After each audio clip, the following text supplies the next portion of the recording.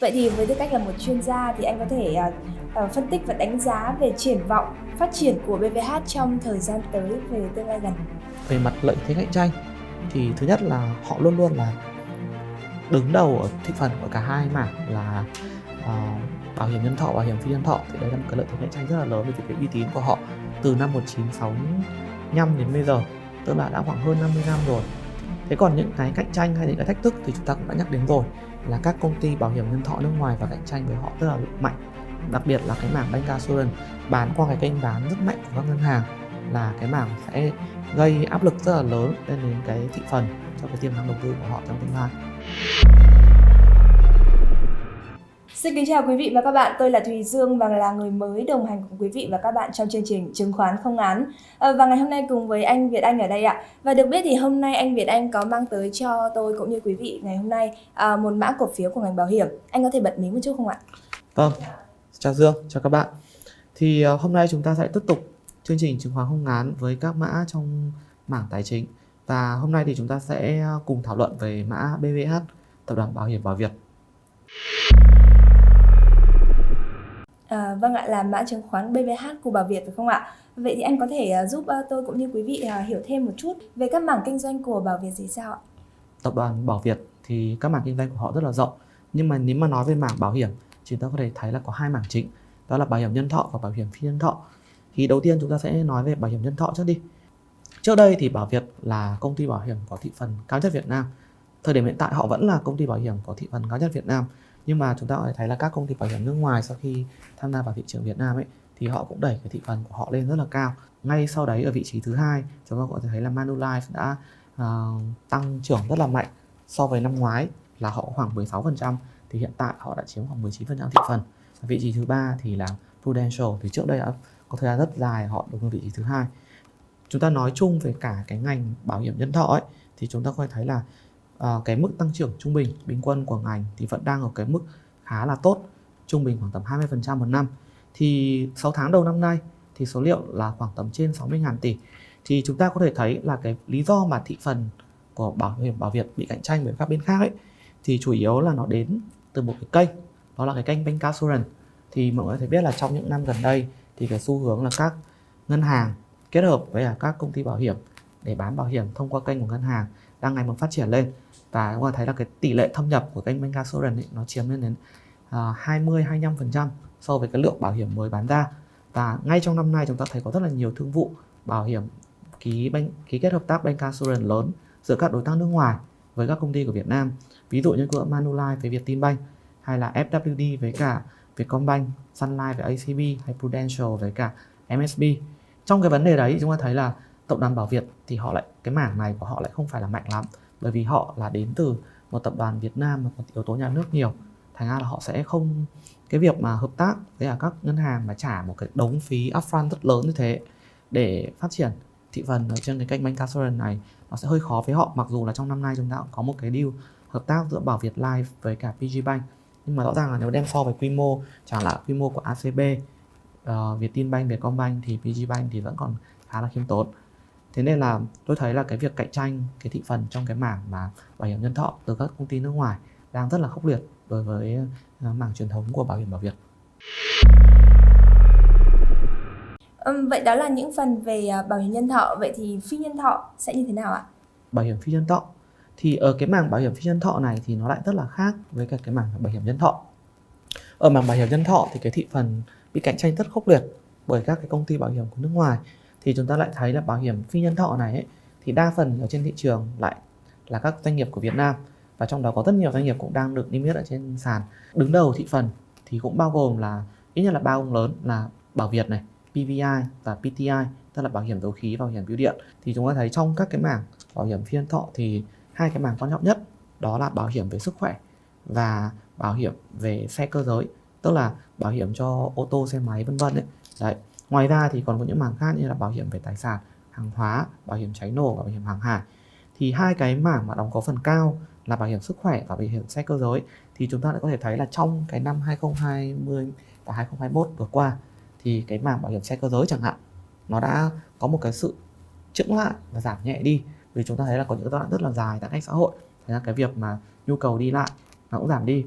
Nhưng mà tuy nhiên thì nó cũng có đóng góp một cái phần tích cực đối với toàn ngành, tức là cái tỷ lệ bồi hoàn trên doanh thu phí bảo hiểm của cái ngành bảo hiểm phi nhân thọ này nó cũng giảm đi rất là nhiều. Bởi vì đấy, rõ ràng là thứ nhất là hai cái mảng chính là đến từ sức khỏe và xe cộ. Thì cái vấn đề là bảo hiểm về sức khỏe thì người dân người ta cũng ngại đi đến bệnh viện hơn, thành ra cái việc mà claim bảo hiểm nó cũng giảm đi. Và cái bảo hiểm về xe cộ thì rõ ràng là cái tỷ lệ xe lưu lượng ngoài đường cũng ít hơn, thành ra cái bảo hiểm về xe cộ nó cũng giảm đi. Thì toàn ngành nó cũng giảm đến mức thấp trong rất nhiều năm. Thế nhưng mà chúng ta thấy là BVH thì họ cũng giảm cái tỷ lệ này đi, nhưng mà tỷ lệ của họ vẫn còn đang theo tôi ở vẫn là mức khá cao, ở tầm 4-4%, nếu mà đem so với cả của toàn ngành khoảng tầm 33%. Vâng ạ, như quý vị và các bạn đã lắng nghe thì anh Việt Anh có chia sẻ rằng thị phần của bảo hiểm nhân thọ và phi nhân thọ của Bảo Việt đã đạt những vị trí cao trong thị trường hiện nay. Vậy thì về doanh thu của Bảo Việt thì sao ạ? Ngành bảo hiểm này thì lợi nhuận của họ chỉ đến từ hai mảng thôi. Một là đến từ hoạt động thu phí bảo hiểm, bao gồm cả cái phần tái bảo hiểm. Và thứ hai là lợi nhuận của họ đến từ mảng đầu tư tài chính, chủ yếu là sẽ vào tiền gửi và trái phiếu chính phủ. Vậy thì chúng ta sẽ đi cùng qua cả hai mảng để xem là cái bức tranh của BVH đang như thế nào. Chúng ta bắt đầu có thể nhìn ở trên bảng đây. Thì tôi có tổng hợp doanh thu của BVH trong 4 năm qua. Thì chúng ta có thể nhìn thấy là đầu tiên là về doanh thu bảo hiểm gốc, là từ năm 2018 thì doanh thu của họ là khoảng 31.000 tỷ, thì đã tăng trưởng rất là đều trong những giai đoạn qua 2019, 2020. Mặc dù là chẳng hạn 2020 tốc độ tăng có chậm lại một chút từ 35.000 tỷ cho đến lên 37.000 tỷ. Thì cái nửa đầu năm nay thì cái tốc độ tăng trưởng của họ vẫn ở mức khá là ổn định, tức là tăng 9% so với cùng kỳ năm ngoái ở mức 19.000 tỷ. Thì đấy là về việc doanh thu phí bảo hiểm của họ khá là tốt. Thứ hai thì ngoài cái doanh thu bảo hiểm ra thì họ phải trừ đi một cái phần, đó là cái phần mà phí nhượng quyền tái bảo hiểm lại. Thì chúng ta có thấy là ví dụ như trong năm ngoái thì cái lượng nhượng này nó khá là lớn, tức là năm 2019 thì số là khoảng 3.000 tỷ, nhưng mà năm ngoái đã tăng vọt lên, 2020 tăng lên đến 4.700 tỷ, tức là tăng hơn 54%. Thế nhưng mà cái phí nhượng tái bảo hiểm trong cái nửa đầu năm nay thì lại giảm đi, tức là cái chi phí này nó giảm đi, là so với năm ngoái là khoảng 2.200 tỷ thì 6 tháng đầu năm nay chỉ có 1.700 tỷ thôi. Tổng hợp lại khiến cho chúng ta có cái doanh thu phí bảo hiểm thuần trong 6 tháng đầu năm nay của BVH đạt 17.700 tỷ, tăng 13% so với năm ngoái. Chúng ta có thể thấy một điểm đáng chú ý ở đây là do doanh thu tăng mạnh, thành ra là cái phần lợi nhuận gộp của doanh nghiệp đã cải thiện đáng kể. Chúng ta thấy là trong suốt những năm trước đây, năm 2018, 2019, 2020 thì lợi nhuận gộp của họ thường sẽ là âm, tức là cái doanh thu thuần từ phí bảo hiểm và trừ đi các cái chi phí thì sẽ là âm. Chúng ta thấy là nó sẽ dao động khoảng từ 3.000 cho đến 4.000 tỷ. Thì cái nửa đầu năm nay cái doanh thu này đã là dương 600 tỷ so với nửa đầu năm ngoái là âm 100 tỷ. Vâng, điểm này cải thiện được cho chúng ta là thấy là cái doanh thu phí bảo hiểm gốc của BVH trong nửa đầu năm nay đã tiến triển khá là tốt. Vừa rồi là những thông tin về các doanh thu bảo hiểm ạ. Còn về mảng đầu tư thì sao ạ? Thì về mảng đầu tư thì chúng ta cũng biết là khi mà nhận về phí bảo hiểm của khách hàng thì doanh nghiệp sẽ phải đem cái tiền đấy để đầu tư. Thì ở đây chúng ta có thể cùng xem cái kết quả đầu tư của BVH trong năm vừa qua như sau. Thì chúng ta cũng biết là các doanh nghiệp bảo hiểm ấy, thì cái việc mà đầu tư của họ sẽ chỉ hạn chế ở một số lĩnh vực nhất định thôi. Và danh mục đầu tư của họ sẽ có trọng số rất là lớn vào tiền gửi và trái phiếu chính phủ. 2020 so với năm 2019 thì doanh thu hoạt động của họ là 9.500 tỷ, tăng 20% so với năm 2019 là 7.800 tỷ. Trong nửa đầu năm nay thì cái doanh thu từ hoạt động tài chính của họ cũng có thể nói là đi ngang so với năm ngoái ở mức 4.500 tỷ. Thì thực ra cái mức này là mức khá là tốt so với cái mặt bằng năm nay, vì chúng ta có thấy là trong 2 năm vừa qua thì mặt bằng lãi suất giảm rất là sâu, khoảng tầm từ 100 cho đến 200 điểm cơ bản. Do đó là cái việc mà họ duy trì được cái mức doanh thu như thế thì cũng khá là ok. Ở đây thì tôi muốn chỉ ra một vài điểm nhỏ như thế này. Mọi người thấy là cái phần chi phí tài chính của họ năm ngoái là khoảng 1.000 tỷ thì năm nay chỉ giảm xuống khoảng 500 tỷ thôi. Cũng là một phần họ được lợi từ cái việc khi lãi suất đi xuống thì một số nghiệp vụ như kiểu nghiệp vụ repo của họ theo lãi suất thị trường 2 cũng giảm đi. Thì nét lại thấy là lợi nhuận thuần từ hoạt động kinh doanh của 6 tháng đầu năm nay là 1.080 tỷ so với cả 6 tháng đầu năm ngoái là 760 tỷ, là tăng hơn 40%. Đó. Tuy nhiên thì nếu mà chúng ta lại đi vào sâu hơn nữa, đây là tôi nói gộp cả 6 tháng. Còn nếu chúng ta chỉ nhìn cái quý 2 không thì chúng ta thấy bắt đầu có một số cái dấu hiệu của cái việc mà khi mà lãi suất giảm cũng ảnh hưởng đến doanh nghiệp nhất định.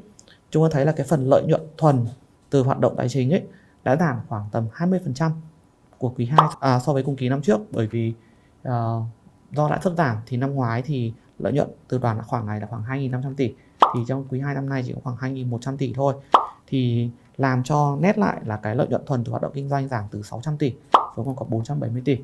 Thì tôi nghĩ là cái việc bị ảnh hưởng bởi môi trường lãi suất thấp này đó là cái điều mà không thể tránh khỏi với những doanh nghiệp mà có lượng tài sản đầu tư vào những cái công cụ lãi suất. Có thể thấy rằng doanh thu của lĩnh vực bảo hiểm Bảo Việt tăng trưởng đều qua các năm vừa qua. Vậy thì về cơ cấu tài sản thì sao ạ? Thì mọi người có thể nhìn thấy ở trên bảng ở đây, tổng tài sản của doanh nghiệp đã tăng trưởng đều trong những năm qua. Thì năm 2018 thì tổng tài sản của họ chỉ có khoảng tầm 113.000 tỷ. Thì tính đến thời điểm hiện tại đã rơi vào khoảng tầm 150.000 tỷ, tức là tăng trưởng khoảng tầm 30%. Thì nếu chúng ta nhìn về cơ cấu tài sản thì đầu tiên chúng ta sẽ tiếp tục cái phần tôi vừa nói ở trước là về cơ cấu tài sản đầu tư. Chúng ta có thể thấy là chủ yếu danh mục đầu tư của họ chỉ rơi vào hai mảng. Đó là đầu tư tài chính ngắn hạn, đầu tư tài chính dài hạn. Thì cái nhóm mà đầu tư tài chính ngắn hạn của họ ấy thì chủ yếu là vào tiền gửi. Trong nhóm trái phiếu thì chủ yếu là trái phiếu chính phủ. Và chúng ta biết là trong cái giai đoạn năm vừa rồi thì lợi tức trái phiếu chính phủ của chúng ta đã xuống đến mức thấp kỷ lục là đầu 2%, khoảng 2,1-2,2%, khiến cho cái lợi tức đến từ cái việc đầu tư vào trái phiếu chính phủ bị giảm đi đáng kể. Tuy nhiên thì Bảo Việt cũng giống như một số doanh nghiệp khác trong ngành bảo hiểm, họ cũng đã cơ cấu lại cái danh mục đầu tư của họ bằng cách là họ giảm cái lượng tiền gửi ngắn hạn và tăng cái lượng tiền gửi dài hạn lên. Thì nếu mà phân tích kỹ chúng ta có thể thấy là cái lượng tiền gửi dài hạn của họ đã tăng khoảng tầm 6.000 tỷ lên.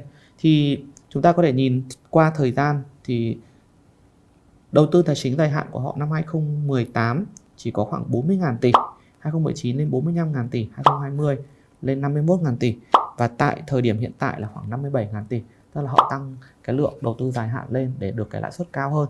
Còn cái lượng đầu tư ngắn hạn thì họ giảm bớt đi trong cái môi trường mà lãi suất đang xuống thấp như thế này. Nhìn chung, tổng hợp lại thì trong cái tính toán của chúng tôi thì BVH là doanh nghiệp có cái mức ROE trong cái bảng đầu tư, Return on Investment trong khoản đầu tư vẫn là khá cao, trung bình ở khoảng tầm 6,6% so với các doanh nghiệp khác trong ngành, cũng là trong top 3. Về nghĩa vụ nợ, ở đây chắc cái câu chuyện trong thời gian gần đây chúng ta nói đến rất nhiều, đó là cái dự phòng nghiệp vụ dài hạn của doanh nghiệp bảo hiểm. Cái việc mà tăng cái dự phòng nghiệp vụ dài hạn này thì ở đây chắc là tôi nói sâu hơn một tí, tức là các doanh nghiệp bảo hiểm họ có nghĩa vụ phải bồi hoàn cho khách hàng trong tương lai, và các cái nghĩa vụ trong tương lai đấy thì chúng ta hiểu được chiết khấu về hiện tại dựa trên rất là nhiều giả định phức tạp. Thế nhưng mà khi cái môi trường lãi suất nó thấp như thế này thì cái nghĩa vụ bảo hiểm đấy nó tăng lên, và khi cái nghĩa vụ bảo hiểm nó tăng lên thì nó sẽ đè nén vào cái lợi nhuận của công ty. Tuy nhiên thì chúng ta thấy là mặc dù là tăng như thế, nhưng mà khi tôi trao đổi với một số chuyên gia trong ngành bảo hiểm thì họ cũng nhận xét là cái mức tăng như thế là một mức tăng phù hợp và hoàn toàn có thể hiểu được. Bởi vì thứ nhất, ở đây chúng ta phải đánh giá là với cái môi trường lãi suất nó thấp như thế này, tức là tuy là trong 2 năm trở lại đây chúng ta thấy lãi suất bị giảm rất là mạnh, nhưng thực tế là trái phiếu chính phủ đã giảm mạnh trong khoảng 4 năm qua, chứ không chỉ riêng mỗi 2 năm gần đây thôi. Thế nên là cái việc mà giảm lãi suất trái phiếu chính phủ trong một cái chu kỳ dài hạn như thế sẽ khiến cho cái việc mà dự phòng này tăng lên là đúng rồi. Và chưa kể là hiện tại thì chúng ta lại đang ở một cái mức rất thấp, thành ra tôi nghĩ là trong tương lai cái việc mà giảm tiếp nó sẽ là hạn chế thôi. Cái thứ hai nữa là chúng ta phải đánh giá về cái việc là họ tăng trưởng cái doanh thu bán bảo hiểm mới rất là cao. Thì cái lượng bán mới tăng cao cũng làm cho cái việc mà dự phòng của họ phải nhiều lên. Nên cái mức dự phòng như này tôi nghĩ vẫn có thể coi như là chấp nhận được. Vâng, sau khi nghe anh Việt Anh chia sẻ thì có vẻ như là tôi thấy rằng những cái mã chứng khoán của BVH này rất là có tiềm năng. Vậy thì với tư cách là một chuyên gia thì anh có thể phân tích và đánh giá về triển vọng phát triển của BVH trong thời gian tới về tương lai gần. Vâng, thì chúng ta sẽ nhìn về tương lai gần và tương lai xa nhé. Thì với tương lai gần thì chúng ta thấy là họ đã ví dụ trong nửa đầu năm nay họ đã chuyển dịch cái định hướng kinh doanh của họ khá là nhiều. Tức là trước đây thì cái lượng mà UVL của họ là khoảng tầm 64% và endowment của họ khoảng 30%, thì bây giờ họ đã tăng cái lượng UV của họ lên. Thì cái tăng cái tỷ phần này lên ấy thì nó sẽ giúp cho họ giảm cái gánh nặng về trích lập cái dự phòng toán học kia đi, thì nó sẽ là làm tốt cho họ, bởi vì thực ra những cái sản phẩm truyền thống endowment ấy sản phẩm hỗn hợp truyền thống đấy thì họ phải trích lập nhiều hơn so với cái sản phẩm UVR. Thành ra là trong năm nay thì có rất nhiều công ty bảo hiểm hướng được cái hướng này, thì họ làm như thế cũng sẽ làm giảm bớt cái áp lực mà họ phải trích lập cái đấy đi. Còn trong cái bức tranh về dài hạn thì chúng ta có thể nhìn thấy là ở đây có những điểm mạnh sau. Thứ nhất là cái ngành bảo hiểm này là một ngành vẫn còn rất là nhiều tiềm năng. Thì hiện tại tỷ lệ thâm nhập ở Việt Nam mới chỉ đâu đó khoảng tầm 3%, tức là ngang cái mức về những nước mà thị trường mới nổi thôi. Trong khi những nước phát triển thì tỷ lệ mua bảo hiểm của họ có thể lên đến tận 9% cơ, tức là còn rất là nhiều cơ hội để cho phát triển tiếp.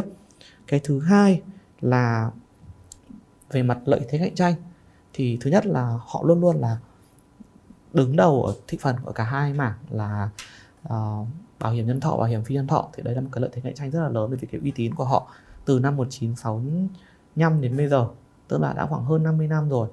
Thế còn những cái cạnh tranh hay những cái thách thức thì chúng ta cũng đã nhắc đến rồi, là các công ty bảo hiểm nhân thọ nước ngoài và cạnh tranh với họ rất là mạnh. Đặc biệt là cái mảng bancassurance bán qua cái kênh bán rất mạnh của các ngân hàng, là cái mảng sẽ gây áp lực rất là lớn lên đến cái thị phần cho cái tiềm năng đầu tư của họ trong tương lai. Hy vọng với những thông tin chia sẻ thú vị của anh Việt Anh vừa rồi về mã chứng khoán BVH của tập đoàn Bảo Việt thì quý vị đã có cho mình được những lựa chọn sáng suốt khi tham gia vào thị trường chứng khoán. Cảm ơn quý vị và các bạn đã theo dõi, và một lần nữa xin chào và hẹn gặp lại. Xin chào quý vị.